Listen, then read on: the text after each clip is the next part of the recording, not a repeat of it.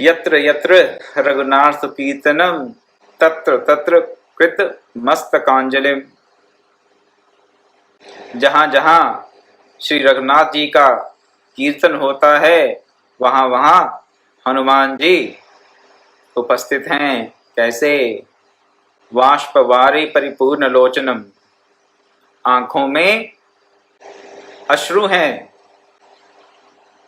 प्रेमा भक्ति के अश्रु आंखों में धारण करके हनुमान जी अवश्य वहां उपस्थित होते हैं।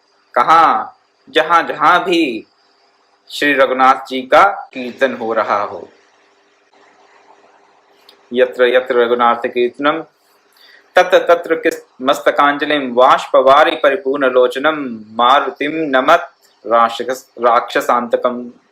राक्षसों के अंत करने वाले ऐसे भगवान मारुति को हम नमन करते हैं, जो करबद्ध और आंखों में प्रेमा भक्ति के अश्रु लिए श्री रघुनाथ के कीर्तन में अवश्य उपस्थित होते हैं।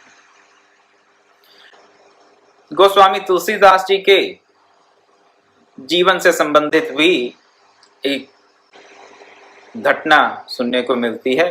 कितनी प्रमाणित है या नहीं ये इस बारे में मैं कुछ कह नहीं सकता, लेकिन ऐसा बताया जाता है, ऐसा सुनने में आता है कि तुलसीदास जी जब वाराणसी में अस्सी घाट पर विराजमान थे तो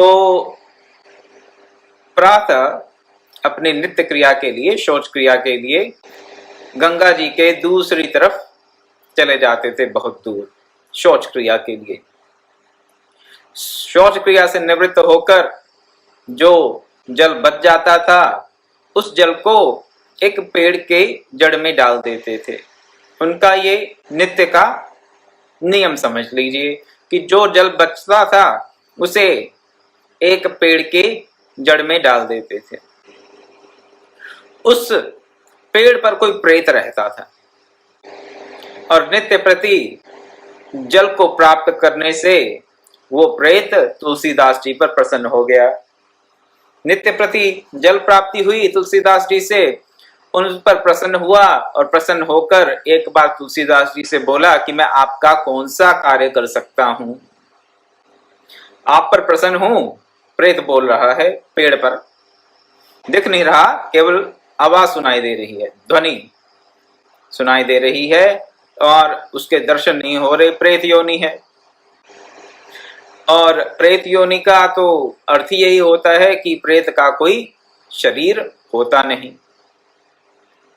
कोई स्थूल शरीर तो है नहीं, और प्रेत योनि में व्यक्ति किसी प्रकार का सत्कार्य भी कर नहीं सकता, ऐसी उसमें सक्षमता होती नहीं। ऐसा सामर्थ्य प्रेत योनि में संभव नहीं है प्राप्त होना। तो ये प्रेत तुलसीदास जी से नित्य प्रति जल प्राप्त करके संतुष्ट हो जाता है और कहता है तुलसीदास जी से कि बताइए मैं आपका कौन सा प्रिय कार्य करूं।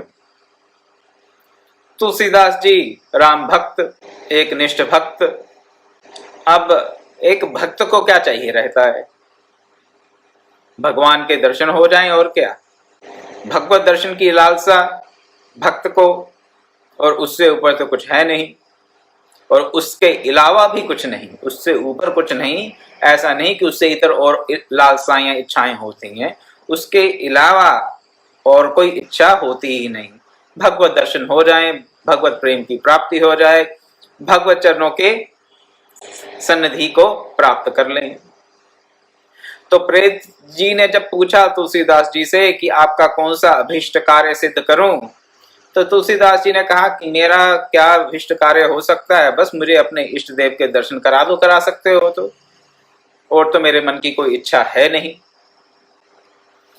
तो वो प्रेत तुलसीदास जी को बताता है कि आपको हनुमान जी के दर्शन कहाँ होंगे, और फिर कहता है कि हनुमान जी आपको ये बता देंगे, आपको ये मार्ग दिखा देंगे कि आपको अपने इष्ट देव प्रभु श्री राम के दर्शन किस तरह हो सकते हैं। ये प्रेत प्रेरित करते हैं अब तुलसीदास जी को, जो वाल्मीकि जी के ही अवतार माने जाते हैं। तुलसीदास जी वाल्मीकि जी के ही अवतार माने जाते हैं कलयुग के। तो ये प्रेत तुलसीदास जी को प्रेरित करता है कि आप जाइए चित्रकूट के अमुक अमुक स्थान पर सत्संग में एक कोढ़ी आएगा, अत्यंत वृद्ध और कोढ़ी, लेप्रेसी, शरीर उसका थोड़ी अच्छी अवस्था में नहीं होगा, जर्जर अवस्था में होगा, कोढ़ के चलते, और अत्यंत वृद्ध अवस्था में होगा। सबसे पहले ये सत्संग में उपस्थित होगा और सबके पश्चात ये जाएगा सत्संग से। तो ये कोढ़ी, अत्यंत वृद्ध और कोढ़ी व्यक्ति और कोई नहीं होगा, ये हनुमान जी ही होंगे। आप उनको पहचान लीजिएगा और आप उनसे श्री राम के दर्शनों का निवेदन कीजिएगा, उनसे प्रार्थना कीजिएगा कि किस प्रकार आपको भगवान श्री राम के दर्शन प्राप्त हो सकते हैं। अब तुलसीदास जी भगवत दर्शन के अलावा जिनको कुछ चाहिए नहीं, कुछ इच्छा नहीं, एक सच्चे भक्त, किसी प्रकार की कोई सांसारिक कामना लालसा तो रही नहीं। अब भगवान के दर्शन हो जाएं, चलिए उठे वाराणसी से चले गए चित्रकूट।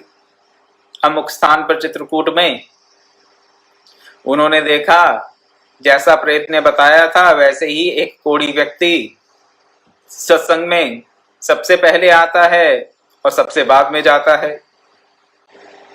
जब सब उठ के जाने लगे, चले गए सब, और यह कोढ़ी व्यक्ति भी उठ के जाने लगा, तो तुलसीदास जी ने इनके चरण पकड़ लिए, इनसे प्रार्थना की कि आप मुझे प्रभु श्री राम के दर्शन का मार्ग बताएं। अब जब हनुमान जी को पता चल ही गया कि ये तुलसीदास जी हैं और सच्चे भक्त हैं, तो उन्होंने फिर तुलसीदास जी को पूरा पता बता दिया, आप कहाँ जाके बैठें, जिसको कि आजकल राम घाट कहा जाता है, राम घाट चित्रकूट का। तुलसीदास जी वहां बैठे और उनके पास दो बाल्यावस्था में, नवयुवक भी नहीं कह सकते, बाल्यावस्था में प्रभु श्री राम और लक्ष्मण आते हैं। एक बार दर्शन दे देते हैं तो तुलसीदास जी धोखा खा जाते हैं, पहचान नहीं पाते। हनुमान जी बाद में आके बताते हैं कि ये भगवान श्री राम और लक्ष्मण थे। तुलसीदास जी कहते हैं मैं तो ठगा गया। तो फिर हनुमान जी कितने कृपालु हैं ये बता रहा हूं मैं। हनुमान जी के चरित्र का एक अंश आपके सामने रखने का प्रयास। हनुमान जी भक्तों को प्रभु राम के साथ मिला देते हैं, उनके दर्शन करा देते हैं। भक्त फिर धोखा खा जाता है, नहीं पहचान पाता प्रभु को। तो एक बार दर्शन हो जाते हैं तुलसीदास जी को, पीछे से हनुमान जी आके बताते हैं कि ये प्रभु श्री राम और लक्ष्मण जी थे। तुलसीदास जी को बहुत पछतावा कि दर्शन हो गए और तब पता ना चला। इस पछतावे के चलते वो हनुमान जी से फिर प्रार्थना करते हैं। हनुमान जी कहते हैं कोई नहीं, तुम्हें एक बार और दर्शन होंगे। तुलसीदास जी आपको एक बार और दर्शन देंगे प्रभु श्री राम और लक्ष्मण जी। इस बार क्या करते हैं हनुमान जी, जैसे ही बाल रूप में भगवान राम और लक्ष्मण जी तुलसीदास जी से चंदन मांगने आते हैं, तो पीछे से वो अनाउंसमेंट कर देते हैं, चित्रकूट के घाट पर भई संतन की भीड़, तुलसीदास चंदन घिसे तिलक देत रघुवीर। तो बता देते हैं दोहे के रूप में तुलसीदास जी को। अब जिसको जो भाषा समझ आती हो उसी भाषा में बताना पड़ता है। तुलसीदास जी ठहरे बहुत ही उच्च कोटि के कवि और भाषा के कवि। तो उसी भाषा में और काव्य की भाषा में उन्होंने, हनुमान जी ने तुलसीदास जी को बता दिया कि भगवान श्री राम और लक्ष्मण आपसे बाल रूप में आकर चंदन मांग रहे हैं, ताकि तुलसीदास जी को फिर से कहीं धोखा ना हो जाए, फिर से कहीं पहचानने में विलंब ना कर दें और फिर पछतावा ना हो कि भगवान सामने आए भी और हमने पहचाना नहीं। ये तो बात हुई कब की? तुलसीदास जी के समय की, 8 से कोई 125 साढ़े 500 वर्ष पहले की बात। लेकिन ऐसा नहीं कि आज से 500 वर्ष पूर्व हुआ था और उसके पश्चात नहीं हुआ। ऐसा नहीं कि ये पता नहीं कहीं सतयुग में, त्रेता में, द्वापर में होता होगा और अब तो घोर कलिकाल है, अब ऐसा नहीं होता। नहीं, ऐसी बात नहीं, अब भी होता है। होता है, संत लोग बताते हैं, महात्मा जन जब मिलते हैं तो कई बार आत्मीयता हो जाती है तो फिर अपने अनुभव बता देते हैं, आत्मीयता के चलते अपने अंतरंग अनुभव बता देते हैं। ऐसे ही एक बड़े ही पवित्र स्थान पर हमें एक संत मिले, उनसे थोड़ी चर्चा हुई, तो चित्रकूट की भी चर्चा है उनसे। मैंने उनको बताया कि हाँ, मुझे परम सौभाग्य प्राप्त हुआ कुछ समय के लिए चित्रकूट में निवास करने का और साधन करने का। गुरु कृपा थी, गुरु का ही निर्देश था कि तुम जाओ वहां पर।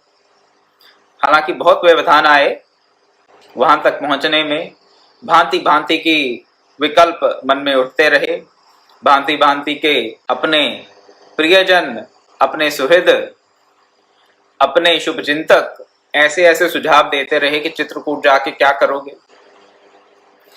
तो चलिए, किसी प्रकार हम वहां पहुंचे और बहुत सुंदर गुरु कृपा रही, भगवत कृपा रही और बहुत कुछ चित्रकूट से प्राप्त हुआ।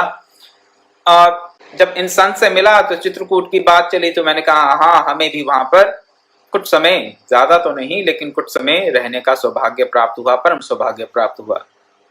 चित्रकूट जैसी भूमि पर रहने का, कामदगिरि की परिक्रमा का और अन्य चित्रकूट के जो तीर्थ स्थल हैं उनके दर्शन करने का।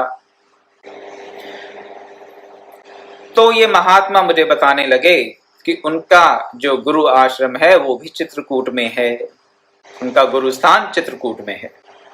मैंने कहा बड़ी अच्छी बात है, आप किस तरफ है आपके गुरु का स्थान? फिर उन्होंने मुझे बताया कि ये ऐसा मंदिर है, हनुमान धारा की तरफ जाएं, इस तरफ ये मंदिर आता है और वहां पर ऐसे ऐसे विग्रह हैं।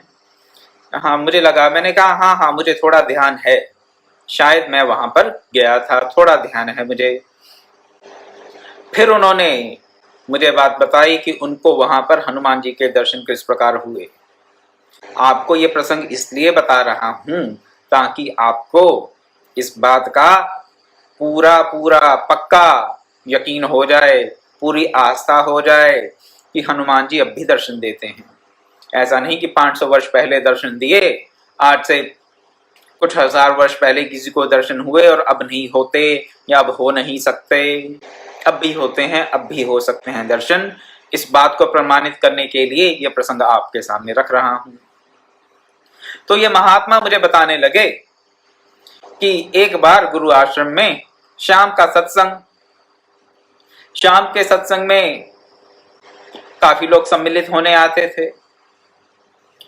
काफी लोग सम्मिलित होने आते थे तो सब उठ के जा रहे हैं, तो एक बूढ़ा व्यक्ति कंबल ओढ़े हुए है, सर्दी के दिन होंगे, कंबल ओढ़े हुए हैं, हाथ में एक लाठी पकड़ी हुई है और जाते हुए उनके गुरु आश्रम से एक माचिस लेके जा रहा है।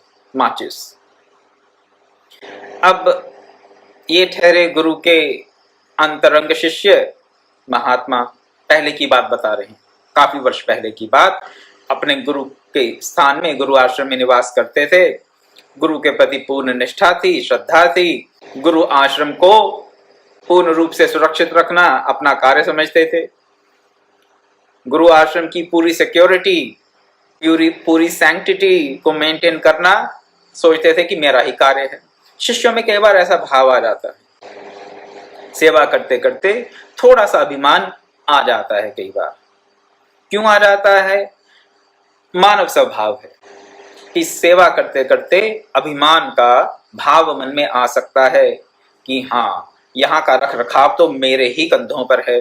अगर मैं नहीं करूंगा या मैं नहीं करूंगी तो पता नहीं क्या होगा। मैं नहीं पूछूंगा, मैं नहीं पूछूंगी तो गुरुजी को कोई पूछेगा कि नहीं पूछेगा। मैं नहीं देखूंगा तो ये आश्रम क्या इस स्थिति में रहेगा? नहीं, ये तो जर्जर अवस्था में हो जाएगा। इस प्रकार के अहम के भाव मन में आ जाते हैं सेवारत रहने पर। कई बार, हमेशा नहीं, आने की संभावना रहती है। और ना आए ऐसे भाव, उसके लिए भी एक फॉर्मूला है। क्या फॉर्मूला है? कि सेवा के साथ साथ सुमिरन को कभी पीछे ना छोड़ें। सेवा के लिए कभी सुमिरन का परित्याग ना करें।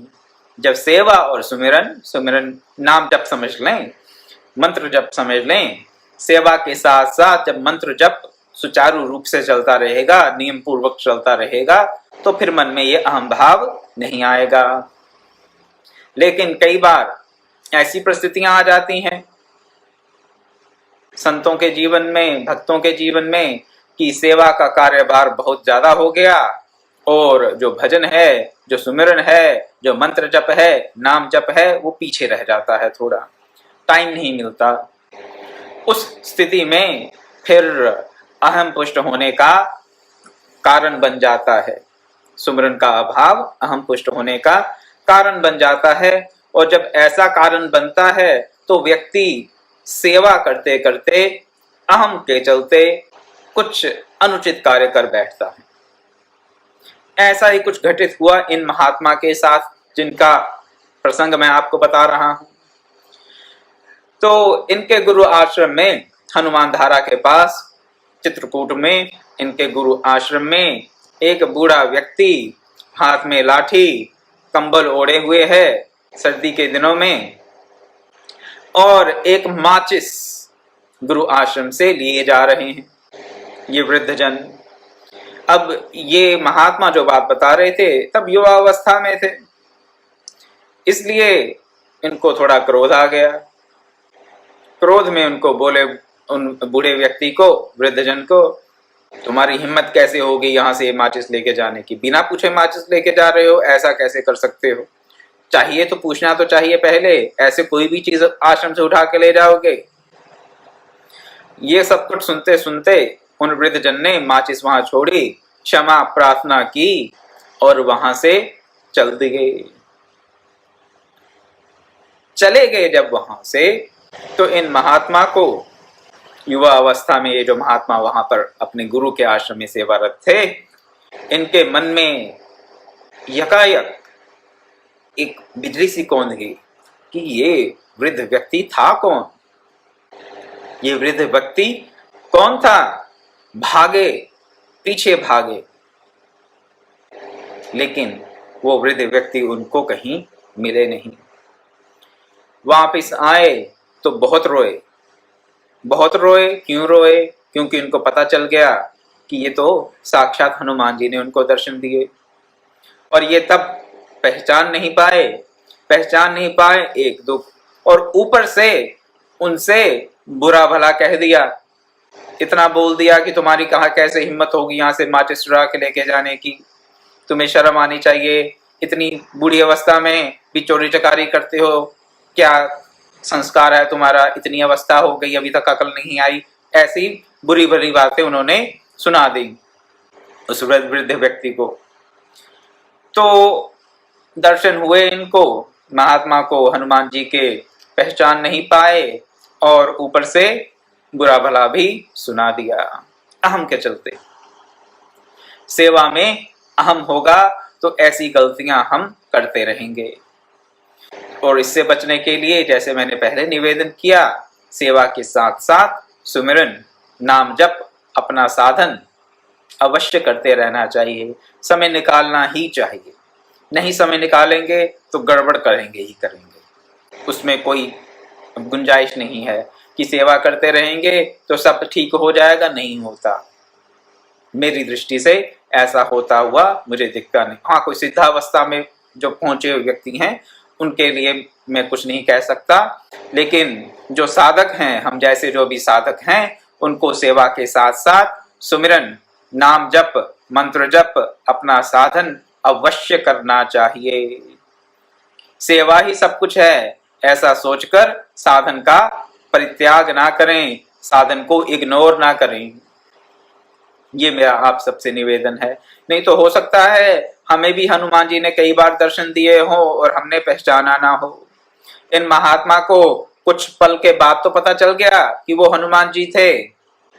इन महात्मा को कम से कम ये ग्लानि तो हुई कि मैं हनुमान जी को पहचान नहीं पाया। इनको ये ग्लानि तो हुई कि मैंने हनुमान जी को बुरा भला कह दिया। लेकिन क्या हम जानते हैं, हो सकता है हमें भी हनुमान जी ने दर्शन दिए हो, हमने भी उनको पहचाना ना हो और हमने भी उनको बुरा भला कह दिया हो। हम तो जानते तक नहीं, ग्लानि कहां से होगी। तो सेवा के साथ साथ सुमिरन अवश्य करें, तो फिर हनुमान जी दर्शन देंगे, और देंगे तो हम उनको पहचान भी पाएंगे, उनकी कृपा को प्राप्त कर पाएंगे। हनुमान जी चिरंजीवियों में से एक माने जाते हैं, चिरंजीवियों में से एक माने जाते हैं, और इस कल्प के अंत तक वो इस पृथ्वी पर वास करेंगे, ऐसी हमारी धारणा है, ऐसी हमारी निष्ठा है, ऐसा हमारा विश्वास है। और जैसे मैंने ये जो घटना बताई, ये तो आज से 10-15 वर्ष पहले की है। ऐसी घटनाएं अगर हमें संत जनों का सानिध्य मिले तो सुनने को मिलती रहेंगी, ऐसी घटनाएं सुनने को मिलती रहेंगी। तो हनुमान जी चिरंजीवी हैं, सशरीर आपको दर्शन दे सकते हैं और आपके कल्याण का मार्ग प्रशस्त कर सकते हैं। जैसे तुलसीदास जी को उन्होंने बताया कि किस प्रकार प्रभु श्री राम के दर्शन आप कर सकते हैं, वैसे वो हमें भी भगवान के दर्शन करा सकते हैं, इसमें कोई संशय नहीं। हाँ, योग्यता तो हम में होनी चाहिए, अब उसमें कोई तो कुछ कर नहीं सकता।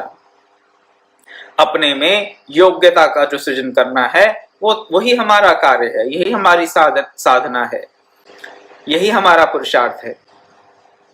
हमारा पुरुषार्थ भगवत प्राप्ति नहीं हो सकता, हमारा पुरुषार्थ भगवान के दर्शन नहीं हो सकते, हमारा पुरुषार्थ कुछ और नहीं हो सकता। हमारा पुरुषार्थ यही हो सकता है कि हम अपने में भगवत प्राप्ति के लिए, भगवत प्रेम प्राप्ति के लिए, भगवत दर्शन के लिए योग्यता का सृजन करें। और कैसी योग्यता? कोई डिग्री लेनी है, कोई सर्टिफिकेट लेना है, क्या करना है? नहीं, कोई डिग्री कोई सर्टिफिकेट नहीं चाहिए। केवल और केवल अपने अंतर के जो दुर्गुण हैं उनका उन्मूलन करना है और उनके स्थान पर सद्गुणों को प्रोत्साहित करना है अपने अंदर, और कुछ नहीं। अपने अंदर में जो तमोगुण और रजोगुण से सिंचित हमारे दुर्गुण हैं, कुसंस्कार हैं, उनका हम उन्मूलन करें और उसके साथ साथ ही सतोगुण से की अभिवृद्धि हो और सतोगुणी जो संस्कार हैं उनका हमारे अंतर में प्रफुल्लन हो, उनका सिंचन हो, वो फूलें फलें बढ़ें, जिससे कि हम साधन में अपनी एक निष्ठ बुद्धि के साथ लगे रहें। जब तक सतोगुण नहीं होगा तब तक बुद्धि एक निष्ठ नहीं होगी, और जब तक बुद्धि एक निष्ठ का अर्थ वन पॉइंटेड माइंड। सतोगुण के अभाव में बुद्धि एक निष्ठ नहीं हो सकती, और जब तक बुद्धि एक निष्ठ नहीं होगी तब तक साधन कर नहीं सकते।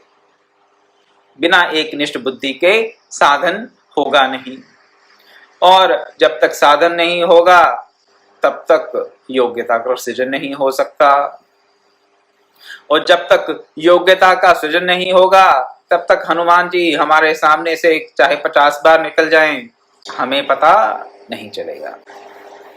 हमें पता नहीं चलेगा। हनुमान जी की कृपा प्राप्त करना भगवत कृपा ही है और कुछ नहीं। और हनुमान जी की कृपा को प्राप्त करना सुगम है, सुलभ है। एक दृष्टि से सुगम और सुलभ है। हनुमान जी इतने पॉपुलर क्यों हैं? दक्षिण भारत में अगर आप जाएं, दक्षिण भारत में अगर आप जाएं तो दक्षिण भारत में आपको राम मंदिर मिलेंगे, लेकिन इतने नहीं मिलेंगे। हनुमान जी का मंदिर, उत्तर भारत में भी ऐसी स्थिति है, ऐसी बात नहीं, लेकिन दक्षिण भारत में तो मैंने खासकर देखा है कि आपको विष्णु का मंदिर मिले ना मिले, कृष्ण का मंदिर मिले ना मिले।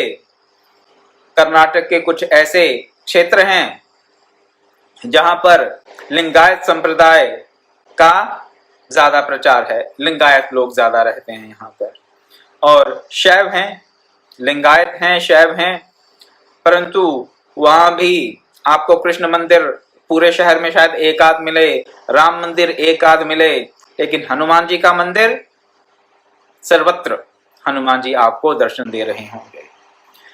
तो मैं आपको बता ये रहा हूं कि यहाँ पर भगवान राम की इतनी ख्याति नहीं है, वहां पर भी राम भक्त हनुमान की ख्याति है ही, और इतनी ख्याति है कहने की बात नहीं। और पूरे विश्व भर में भी अगर हम गणना करें, तुलना करने की बात करें, तो हनुमान जी के मंदिर आपको ज्यादा मिलेंगे और भगवान राम के मंदिर आपको कम मिलेंगे। भगवान राम का जहां मंदिर होगा वहां पर तो हनुमान जी को बिठाएंगे ही बिठाएंगे। राम दरबार में हनुमान जी को तो आप बिठाएंगे ही बिठाएंगे। तो भगवान राम के दर्शन आपको हनुमान जी के बगैर नहीं हो सकते, हनुमान जी होंगे ही वहां पे। लेकिन भगवान की ऐसी कृपा अपने परम भक्त पर, भगवान श्री राम की ऐसी कृपा हनुमान जी पर कि आपको हनुमान जी के दर्शन बिना भगवान राम के हो जाएंगे। बहुत से ऐसे मंदिर मिलेंगे जहां पर आपको हनुमान जी की प्रतिमा, हनुमान जी का विग्रह जहां पर प्रतिष्ठित है, और भगवान राम वहां पर आपको दिखेंगे नहीं।